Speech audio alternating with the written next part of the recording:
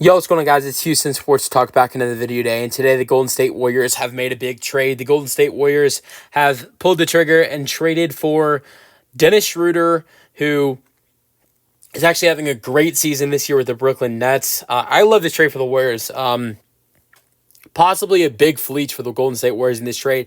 Golden State Warriors are sending 3 second-round picks and injured DeAnthony Melton, who is out for the year with a season-ending ACL surgery. So basically, just 3 second-round picks going to, Brooklyn. But here, one of those second-round picks gets canceled out because Schröder, going to Golden State, coming back with him is another second-round pick. So you have Melton in 3 seconds going to Brooklyn. No, Schröder in 1 second are going to Golden State. So really, it's just second-round picks for 2 second-round picks for Schröder. I'm surprised in a trade like this, where Brooklyn is really wanting draft picks. You get 2 second-round picks. You take on a contract that is out for the year. I'm surprised Brooklyn didn't ask for a first-round pick. Maybe they did ask for one. Golden State was not willing to give that to them, just because I'm sure Golden State's wanting to save their first-round picks for a potential star trade. But Dennis Schroeder's had a great year, and I think one of the biggest reasons we're seeing this trade happen is Brooklyn. At this point, I think Dennis Schroeder is a big reason why they're at the 10 seed. I know they're like 10 or 15 or 10 and 16. That is not where Brooklyn wants to be. I think Brooklyn does not want to be at the 10 seed. I know that sounds weird, but Brooklyn, they made the trade with my favorite team, the Rockets, in order to get their first round picks, back. They gave up Phoenix's first round picks in order to trade back for their first round picks. And, one of the reasons why they did that was in order to make sure, okay, we can tank and get our first round picks back. It's not going to hurt us. Because there's no point to tank if you don't have your own draft picks.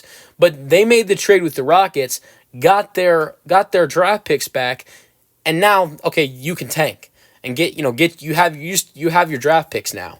And with Dennis Schroeder, I think he's been a big reason why that has not worked out, and they're still in the 10 seed. I think they want to get a top draft pick this year and be in contention to land Cooper Flag. 23 games this year for Dennis Schroeder. He's averaging 18.5 points per game, over 6 assists per game, 6.6, 1 steal per game. He's averaging 3 rebounds per game. He's shooting well from the floor and from 3, shooting 39% from 3 on almost 7 attempts per game.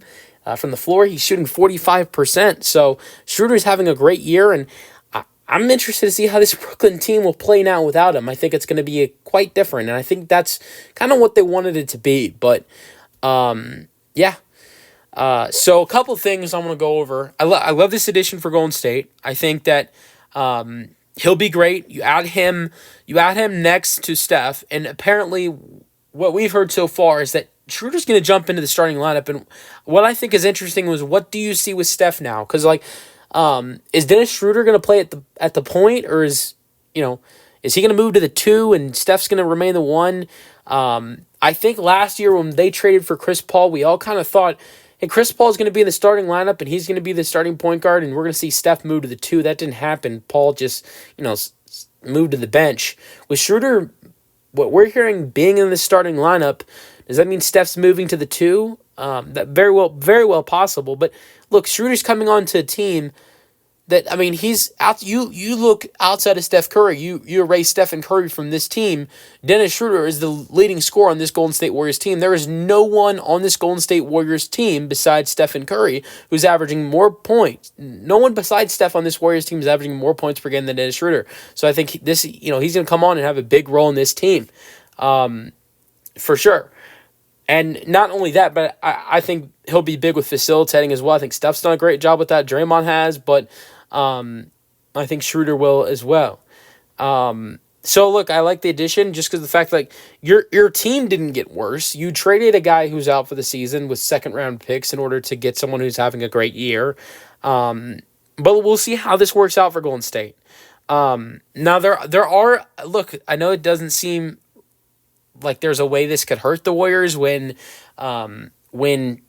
they just made a trade for a guy who's averaging almost 20 points per game and really only gave up a guy who has a knee injury that's going to cost him the rest of the year and 3 second-round picks and get a first-round pick back with Schröder. But here's a couple of things I am thinking about. The Warriors want to trade for a star. We've heard Jimmy Butler. Now, I think with the Jimmy Butler trade now, with Melton now in Brooklyn and the Warriors off that contract, I just thinking about this. Now I don't see any other way where you get Jimmy Butler and not give up Buddy Hield. And I think that hurts this team, to be honest. Buddy Hield has been a very good bright spot for this team, and I don't know how you landed Jimmy Butler without giving up Buddy Hield. Look, I think Wiggins' contract would be key in a trade for this Warriors team. I think Kevin Looney's contract would be key in a trade for this team. But then I think you trade for a star. Now that Melton's gone, that contract, that $12 million contract is gone. Teams might look at Buddy Hield's contract and say, hey, we want Buddy Hield. And, that's...